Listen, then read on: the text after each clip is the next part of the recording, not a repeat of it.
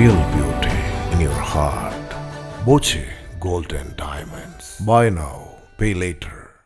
പട്ടാമ്പി കുളപ്പുള്ളി പാതയിലെ ഓങ്ങല്ലൂർ മഞ്ഞുളങ്ങലിൽ തകർന്ന സർവീസ് റോഡിന്റെ പുനർനിർമ്മാണ പ്രവൃത്തികൾ അടുത്ത ദിവസം മുതൽ ആരംഭിച്ചേക്കും.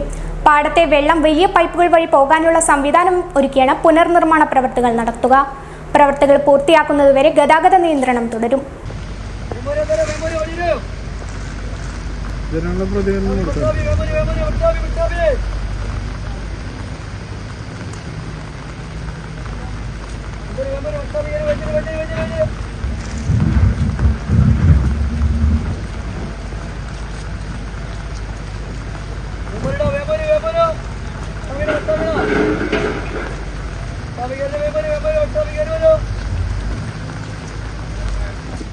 പട്ടാമ്പി നിലാശുപത്രി മുതൽ ഷൊർണൂർ IPT കോളേജ് വരെയുള്ള പാതയുടെ നവീകരണത്തിന്റെ ഭാഗമായാണ് ഓങ്ങല്ലൂർ മഞ്ഞളങ്ങൽ പാടത്തെ തോട്ടുപാലം പുതുക്കിപ്പണിയുന്നത്.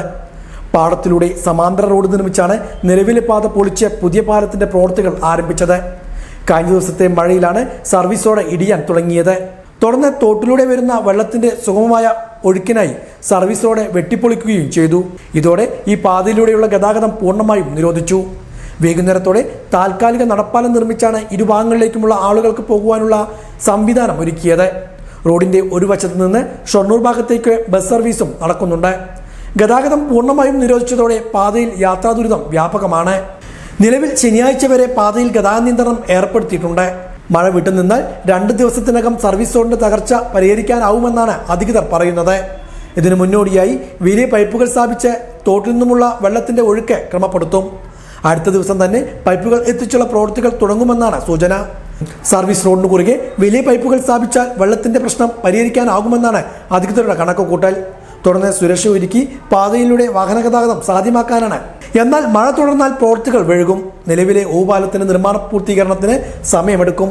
സർവീസ് റോഡിന്റെ തകർച്ച പരിഹരിക്കാനാണ് പ്രഥമ പരിഗണന നൽകുന്നത്. നിലവിലെ അവസ്ഥയിൽ ഇതിന്റെ പ്രവൃത്തികൾ പൂർത്തിയാക്കുവാൻ ദിവസങ്ങൾ എടുക്കുമെന്നാണ് സൂചന.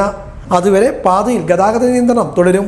നിലവിൽ ഓങ്ങല്ലൂരിൽ നിന്നും മരുതൂർ വഴിയാണ് പല വാഹനങ്ങളും പട്ടാമ്പിയിലേക്ക് എത്തിപ്പെടുന്നത്. ഇത് അപകടങ്ങൾക്കും ഇടവരുത്തുന്നുണ്ട്. കഴിഞ്ഞ ദിവസങ്ങളിൽ തന്നെ വ്യത്യസ്ത അപകടങ്ങളാണ് ഈ പാതയിൽ ഉണ്ടായത്.